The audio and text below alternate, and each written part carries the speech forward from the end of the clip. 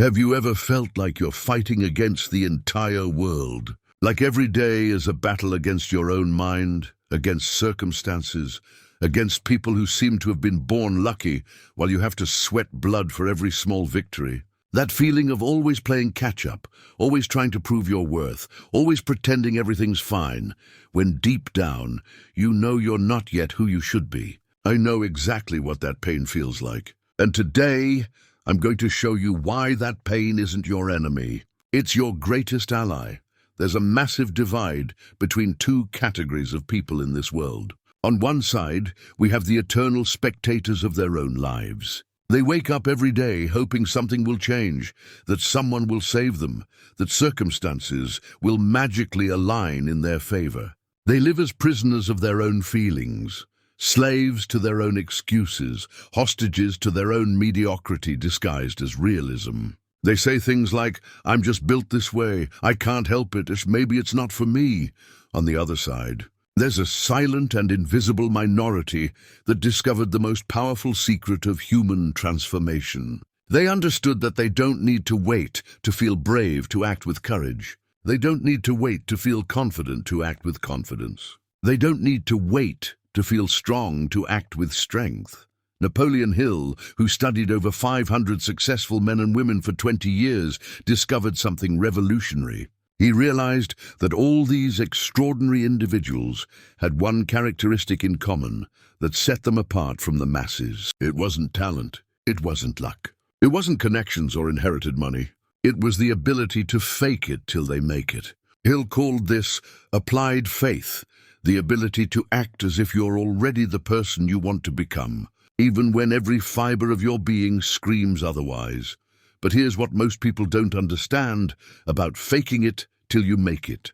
It's not about lying to yourself or living a fantasy. It's about recognizing a deep truth about human nature that modern science has finally been able to prove. Your brain can't distinguish between a lived experience and a vividly imagined experience. When you consistently act like the person you want to become, you're literally reprogramming your neural circuits. Every time you choose the courageous action despite fear, every time you behave with confidence despite insecurity, every time you act with discipline despite laziness, you're strengthening the neural connections that transform these qualities into your second nature. The pain you feel when you need to fake courage isn't a sign that you're being false. It's a sign that you're growing. It's the discomfort of the muscle being stretched beyond its comfort zone. It's evidence that you're doing something that matters, something that goes beyond what you've always been. The weak interpret this pain as a signal to stop. The strong interpret this same pain as fuel to continue. Think about an actor preparing for the role of a lifetime. He doesn't wait to naturally feel like the character before starting to portray him. He studies the character, observes their gestures, practices their way of speaking, dives into their psychology until gradually the line between actor and character begins to dissolve. In the end, he's no longer pretending to be the character. He has become the character. The same principle applies to your personal transformation. You are simultaneously the actor and the character you're creating. Let's be brutally honest about something nobody has the courage to say. The current version of you is also a performance. Your personality, your habits, your automatic reactions, your fears, your limitations, all of this consists of patterns you learned and repeated so many times they became your identity. You weren't born insecure. You learned to be insecure. You weren't born afraid of failure. You developed this fear through experiences and interpretations that crystallized in your mind. If you can learn to be limited, you can learn to be limitless. If you can practice mediocrity until it becomes natural, you can practice excellence until it becomes natural. But here's where it gets interesting. While you're on this transformation journey, while you're faking it till you make it, something magical happens around you. People start to notice. And here enters one of the most fascinating and revealing social dynamics of human nature. There are those who will celebrate your transformation, who will recognize your courage and support you. And there are those who will do everything to pull you back down, Don't be fooled into thinking the criticism comes because you're doing something wrong. The criticism comes because you're doing something right. They don't attack you for what you fail to do. They attack you for what you represent. The possibility that they too could change if they had courage. Your transformation is a mirror that reflects their paralysis. Your growth is a light that reveals the darkness where they chose to settle. And that deeply bothers them. When you decide to stop being a victim of circumstances and start faking strength until you develop real strength, you automatically expose everyone around you who still lives as victims. When you stop waiting to feel like working on your goals and simply work, regardless of how you feel, you demonstrate to everyone that motivation is a luxury, not a necessity. When you stop looking for excuses and start finding solutions, you become a constant reminder that all excuses are optional. Napoleon Hill discovered that truly successful individuals develop what he called immunity to discouragement. They aren't born with this immunity. They cultivate it through deliberate practice of faking resilience until resilience becomes genuine. They fake determination until determination becomes their nature. They fake focus until focus becomes automatic. And here's the most beautiful paradox of this entire process. The moment you stop needing to fake it, the moment these qualities become genuinely yours, you realize you were never really faking it. You were just accessing a version of yourself that always existed, but was buried under layers of conditioning, fear, and self-imposed limitations. You were unearthing your true self, not creating a false self. But let's talk about the real difficulties of this process, because it would be dishonest to paint it as something easy. There will be days when you'll feel like an imposter, days when every courageous action will feel forced, every confident word will sound false in your own ears, every step toward your goals will seem like a lie you're telling yourself. These are the most important days. These are the days that separate those who fake it till they make it from those who give up. The difference isn't in not feeling this dissonance. The difference is in continuing to act despite it. The weak stop when they feel fake. The strong understand that feeling fake is a natural part of the process of becoming real. It's like a musician learning a complex piece. At first, every note sounds forced, every movement seems artificial. But he keeps practicing, not despite sounding fake, but because he knows that sounding fake is the path to sounding true. You need to understand that your personal growth isn't an event. It's a process. And like every process, it has phases. There's the conscious incompetence phase, where you know you don't know and you strive to learn. There's the conscious competence phase, where you know how to do it, but you need to concentrate intensely.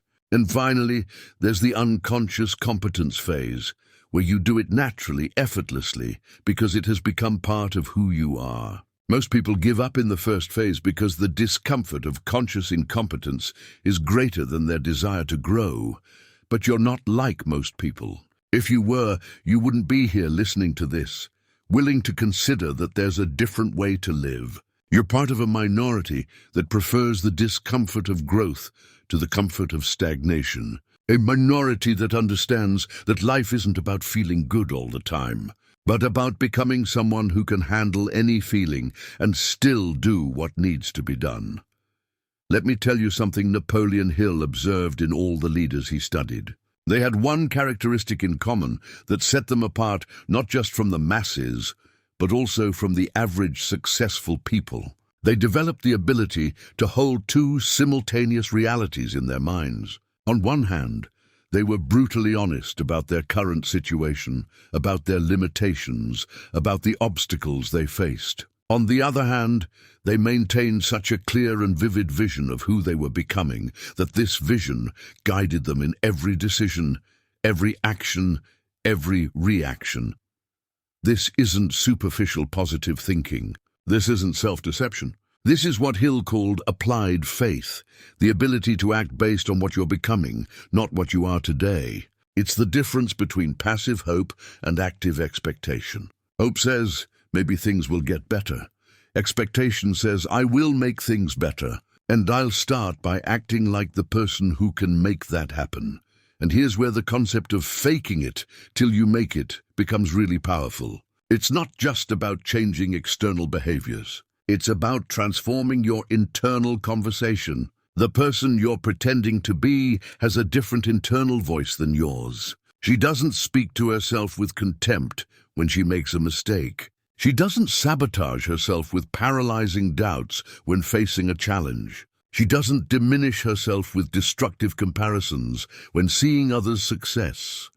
Start noticing how you talk to yourself throughout the day. That critical voice, full of doubts and limitations, is the voice of the old version of you. The version that accepts less than she deserves, that settles for mediocre results, that's afraid to shine because shining means standing out, and standing out means being a target. That voice isn't you. It's just a program running in the background, created by past experiences and reinforced by repetition. The person you're becoming has a different voice. A voice that encourages you instead of discouraging you. A voice that sees possibilities instead of obstacles. A voice that reminds you of your strength in moments of weakness, of your capability in moments of doubt, of your dignity in moments of humiliation. You can choose which voice to listen to, and more importantly, you can choose which voice to strengthen through practice. Every time you choose the encouraging voice instead of the critical one, you're faking it till you make it. Every time you treat yourself with the respect that the best version of you deserves, you're faking it till you make it. Every time you speak to yourself like a wise and loving mentor instead of like a merciless critic, you're faking it till you make it. But let's talk about resistance, because it's going to show up. And it's going to show up in ways you don't expect. It won't just be internal resistance, the voice of doubt whispering in your ear. It'll be external resistance too. People close to you who will question your changes. Friends who will make jokes about your new phase. Family members who will try to remind you of who you've always been. When you're striving to become who you can be, this external resistance isn't accidental. It's inevitable. When you change, you force everyone around you to reevaluate their own lives. Your transformation is a mirror that reflects the choices they've made and continue to make. And many prefer to break the mirror rather than look at the reflection. They prefer to convince you that you're being fake or trying too hard, rather than admit they could be doing more with their own lives. Understand that when someone criticizes your growth process, it rarely has to do with you. It has to do with their own fears and limitations being mirrored in your courage. It has to do with them seeing in you the possibility of change they don't have the courage to embrace. Your transformation bothers them not because you're doing something wrong, but because you're doing something they wish they could do, but don't have the courage to. And here comes another crucial aspect of faking it till you make it that many don't understand. It's not about being perfect. It's about being consistent. It's not about never failing. It's about how you respond to failure. The better version of you also makes mistakes, also has bad days, also faces defeats. The difference is that she doesn't use these moments as evidence that she should give up. She uses them as information about what to adjust in the next attempt. When you're faking strength, for example, it doesn't mean you'll never feel weak. It means that when you feel weak, you won't behave like a weak person.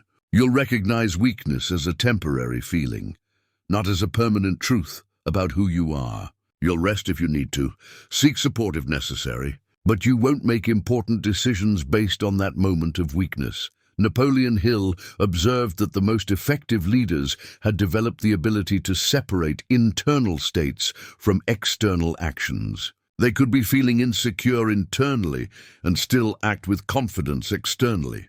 Not because they were fake, but because they understood that feelings are temporary and actions build identity. They knew that if they acted with confidence consistently, they would eventually feel confident consistently. This is particularly important to understand because our current culture encourages the opposite. We're taught to be authentic in the sense of always expressing exactly how we feel in the moment. We're taught that suppressing or not expressing a feeling is dishonest. But this is a superficial understanding of authenticity. True authenticity is acting according to your deepest values, not your momentary moods. If your deepest value is to grow and become the best version of yourself, then acting according to that value even when you don't feel like that person is the most authentic way to live. It's more authentic than letting yourself be carried away by emotional highs and lows that keep you trapped in old patterns of behavior. Let me give you a concrete example of how this works. Let's say you're working to become a more disciplined person.